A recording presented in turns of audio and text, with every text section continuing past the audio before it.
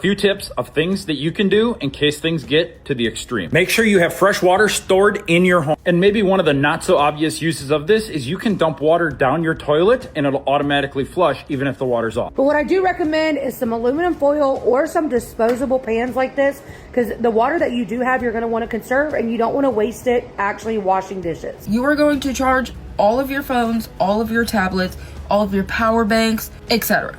Number 2, make sure that you fill your gas tanks. So many people are just preparing because apparently this storm is going to be massive. This is National Weather Service. The system will produce a significant long duration winter storm with widespread heavy snow, sleet, freezing rain. It's going to be creating widespread travel disruption. So listen, if you have nowhere to go, don't. Okay, cancel any travel plans.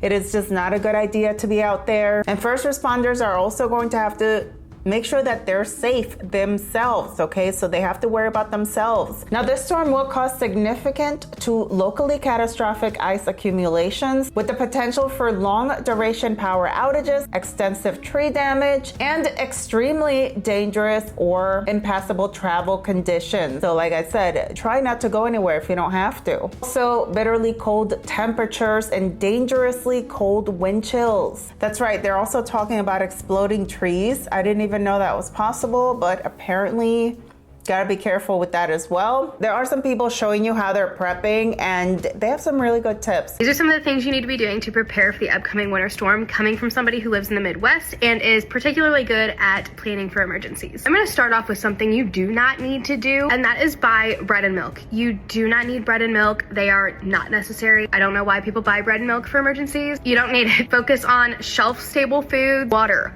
Water is super duper important. I just kind of flipped you off. If you are going to panic buy anything, let it be a case or 2 of water. If your pipes freeze and burst and you're not able to get water, you're gonna be really glad you have the backup water for drinking, for washing your hands, for brushing your teeth, things like that. A good rule of thumb is 1 gallon of water per day per person. Another little hack you can do for water is you can fill your bathtubs full of water. And of course that water is not optimal for drinking, but it is good for things like washing yourself, cleaning yourself, things like that. Every single car that you have parked at your house needs to have a full tank of gas. Not only should you have a full tank of gas in case you, Lord forbid, have to leave the house and go somewhere. If you leave and you happen to get stranded in the snow or the ice, you're going to be really glad you had a full tank of gas to keep you nice and warm inside your car until you can get help. But also, if your power goes out inside your house, you can go sit in your car to keep warm. Always keep your cars full of gas. Charge all of your phones, all of your electronics, anything you're gonna want. Make sure it's at a full charge. Keep it charging throughout the day. Charge your power banks. Have new batteries ready for things like flashlights, or just go ahead and replace the batteries in your flashlight. Have your flashlights ready and available in a place where you can quickly grab them. Anything that's powered that you may want to use, make sure it's either charged or you have batteries for it. If you rely on any sort of medication or prescription, make sure you are nice and stocked up on that. If you want to stock up on things like food, it's better to focus on things that are shelf stable, like pantry items, because if your power goes out and your fridge and freezer go out, you don't want to have just bought a bunch of fridge and freezer food that's possibly going to go bad. So canned goods are good, cereal, oatmeal, basically anything you can keep in your pantry. Whenever it's really, really cold, you risk your pipes bursting. So a couple things you can do to keep that from happening is let the water in your faucets just like be at a slow drip. The moving water helps to keep your pipes from freezing. So just turn on your faucets, just a slow drip, nothing crazy. Also open the cabinet doors where your faucets are. So wherever your faucet and your sink is, just open the cabinet doors. That helps the heat that's just like from your house keep the inside of the cabinet warm. Also, just in general, you can up the heat in your house like 3 degrees or so, and then in case your power goes out, you're starting out at a higher heat point, like temperature inside your house, so that way whenever you're like losing heat, you started off at a higher point. Those are all the main things I can think of right now. If you have any other tips, drop them in the comments. For the people that are worried about the snow and the ice, they can read through the comments, look at all the tips. I live in Missouri. We're kind of used to these big like storm panics. We're mainly planning on getting like a lot of snow, which is good. We panic more whenever there's ice, but it's always good to just have all of these things prepared in case anything happens. There is no con in being extra prepared. This storm is coming and it's going to be pretty rough for a lot of people. Freezing temperatures, loss of power, travel is pretty much impossible. And within your home, here are a few tips of things that you can do in case things get to the extreme. Make sure you have fresh water stored in your home. And maybe one of the not so obvious uses of this is you can dump water down your toilet and it'll automatically flush even if the water's off. You can thaw water that's in your house that you've been storing, but you can't get water out of a frozen tap. And as long as the power stays on, I highly recommend you at least let your water taps drip just a little bit to keep that water flowing. If you lose power for an extended period of time and your home is at risk of freezing, shut the water off and drain the system. Once you shut the water off to your house, open the tap at the lowest point and all the water will drain out of the system. Frozen pipes burst, and then when they thaw, they start leaking everywhere. It's going to be like it's raining in your house if you don't drain the system. As far as windows and doors, if you have your blinds, you can pull those down. It gives a little bit of an insulation. You can use towels, you can use blankets, put them on the base next to the floor. You can even hang the blankets completely over the front of the window. That'll help again, just enough to stop the drafts. The next few days, we're going to be very active in our DMs. So if you need any more tips or tricks, or if you want to help get prepared a little bit more, let me know. I'll do my best to help you out. If you guys have not heard yet that we're about to have the worst storm of our life, as they're calling it, then you live under a rock. But hi, I'm a prepper and my husband is a United States Marine Corps veteran, and let me show you what we do to prepare for if shit ever hits the fan. In this particular instance, we're talking about a snowstorm, ice storm. The first thing that you want to do is make sure you have all your clean clothes done, because you might run out of them. Don't wait till the last minute. Go ahead and get them done now. This is our garage. Upstairs in our attic, we probably have enough food and supplies to run a small like hotel / hospital for about 30 days. The next thing you want to make sure that you have is your kerosene and your kerosene heater. Now, what's important about kerosene is that if you burn it too low, then it creates a lot of black soot. If you burn it too high, then it can create carbon monoxide poisoning. Make sure you check your user manuals to know how to start these things, and make sure you have enough fuel to last you for several days. Next affordable thing you could do is get you some charcoal. We've had this, we keep it on standby. Charcoal will help you filter things like water if you need it. It also can be a cooking source and a heat source. And if you don't have a grill, the best thing you can use is your oven rack. And trust me, you can cook steak, chicken, vegetables, all on that, and it works well. But what I do recommend is some aluminum foil or some disposable pans like this, because the water that you do have, you're gonna wanna conserve, and you don't wanna waste it actually washing dishes. Also, if you don't have anything to cook in, your old ordinary Karen like this, you can absolutely cook in. Don't take the lid completely off, maybe ventilate it, take the label off, wash the outside, you're good to go. Another thing you want to do is get out your camping coolers, make sure they're ready and accessible and cleaned out and ready to go. When you lose power, because we probably will, you're going to want to keep your refrigerator shut as much as possible.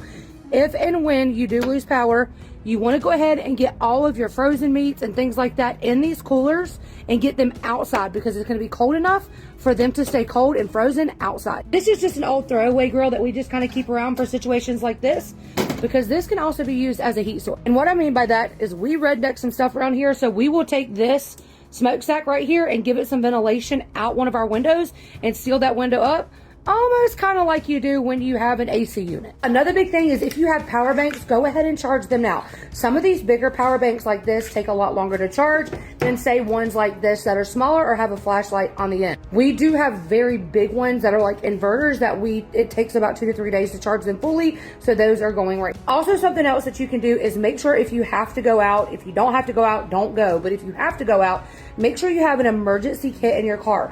Waters, snacks, couple layers of clothes, blankets, those kind of things. And also make sure that you have a set of jumper cables and something like this. This is an electric air pump to pump up your tires. We have another one that has all of it in one, and we just keep it in the back of the car. You want to make sure that when you're stocking your car, you want to have enough for 2 to 3 days per each person in your family. So like for me, it's me and my husband and 3 kids. So I would make sure that I had enough in my car for me and the 3 kids and my husband for 3 days. So that's 72 hours. Don't say that you're not going to go anywhere, because you don't know in case of an emergency. Also, another big thing is make sure you go ahead and pick up batteries now and pick up any over-the-counter medicine that you think you might need. Like for my daughter, hers is in particular very important because she has her EpiPen. Make sure you put all of your medicine in a central location or a command center in your house, so you know that if it's dark and somebody needs to fumble through, you have it all right in one space. In the counter, our counter in our kitchen is our command center, which is usually the most for most people's houses because it's the centermost point of your house. Another thing I tell people is do not be afraid to sleep in the bed with your children. Do not be afraid to let your children pile up in the bed with you and your spouse. The more body heat, the better. Also, don't forget to layer. Layering is very important. You have blankets, and listen, It's okay to even layer your clothes when you go to bed. You can always take layers off, but you can't add layers once your body temperature reaches a certain point, and that's when hypothermia sets in. Another thing I would recommend doing is filling your bathtubs all the way up with water just in case you need. Make sure your bathtub is clean, then fill it up because you can use that water for things like flushing your toilet. These are just basic things that everybody should know, but unfortunately not everybody knows. If you really want me to get in the nitty-gritty and tell you the exact things of how to take this spoon and turn it into heat, I'll let you know that in the next video. Buckle up, this is part 2 to my series of how to survive in any capacity. Specifically, we're talking about the winter storm that's about to sweep across the southeast. And if you didn't know, I'm a prepper and my husband is United States Marine. So let's get into part 2. If you're in the South, everybody's always telling you to go buy bread and milk. But if you cannot get a hold of milk, things like powdered milk or even evaporated milk are going to be your best friend. If you have 1 can of evaporated milk, you're going to add 2 cans of water. It equals out to be about 1 to 2% milk. You can keep this cold, use it in cereal, cook with it, whatever. If you have powdered milk, just follow the instructions. Also, if you have a half and half and you can't find regular milk, you add 1 quart of half and half to 2 quarts water. Milk, there you go. Heavy whipping cream, just like this, you can also dilute and make regular milk. 1 quart of heavy whipping cream, you would put 4 parts of the same amount to water. Also things like high protein, peanut butter, a good source of applesauce, and even things like dry noodles that you see here in the cabinet will cook really well in these situations. Also, don't forget that your oven is also insulated. So if you need to heat something up that's gonna take a while, you can place a hot brick in your oven and the bottom on some aluminum foil and take a bowl like this that conducts heat and put whatever you're gonna bake right into the dish and let it sit and seal itself for however long it takes for this to get hot. You can heat your brick up outside over a fire. You can heat it on your charcoal grill, wood grill, whatever you have, and it works. It also works with things like for washing dishes or anything like that. Maybe you want to wash down and take a bath. You can also put a brick in the bottom of the oven, and you can also put a bowl like I told you how to cook, and it's going to heat that water up with no electricity. You can also get one of those disposable pans like I told you about in the very first video, put some charcoal in it after you heat it up on the grill or whatever, bring it inside and do the same exact thing. Just if you don't have a brick laying around. And those things you can absolutely do in an apartment. I know a lot of you guys had some things about apartments, but everything I'm telling you in this video, you can do in a house or in an apartment. The next thing, you're gonna open your curtains to every single window that you have in your house or the area that you're hunkering down. Natural sunlight heats your house. And I'll tell you what, the sun reflects off of the windows and creates a prism and a heating effect, kind of like with the sun and a magnifying glass. So when you open your windows, you're allowing the heat to come in, but not escape. The sunlight actually is made to penetrate windows like this and create warmth within the house because our house is naturally insulated. If you have older windows or bad windows, cheap $1 pool noodles or bubble wrap or even brown paper bags will help seal the cracks so you can let all of the sunshine and warmth in, but keep the cold out. Also, another big one is if you have a camping tarp or you can get your hands on some cheap ones, tents are known to hold body heat and hold heat inside the tent. So even if you got to pop one up in your bedroom, it's gonna hold heat a lot better than just being out left in the open. If you can't, don't worry about it. It's not that significant, but it is what makes it a little fun. If you don't have an abundance of ice, you can always freeze water bottles and put those inside your coolers to help keep the meat or whatever you put in them outside from the first video cold a lot longer. If you have a metal trash can just like that, you can also take a heated brick, put it in one of those pans or on some aluminum foil or in a safe place, elevate it off the floor, flip the trash can upside down, and it creates a natural heater. It also helps if you need to ever warm up some blankets or dry some damp clothes. You can also use that heated brick to help iron and dry clothes as well. Also, any sort of crayon makes for a great candle. They're slow burning and they emit a lot of light. So go raid your kids' craft supplies. Don't throw away your paper towel rolls or your toilet paper rolls because they make for really good fire starters. Also, if you find yourself without any type of lighter fluid in order to light charcoal or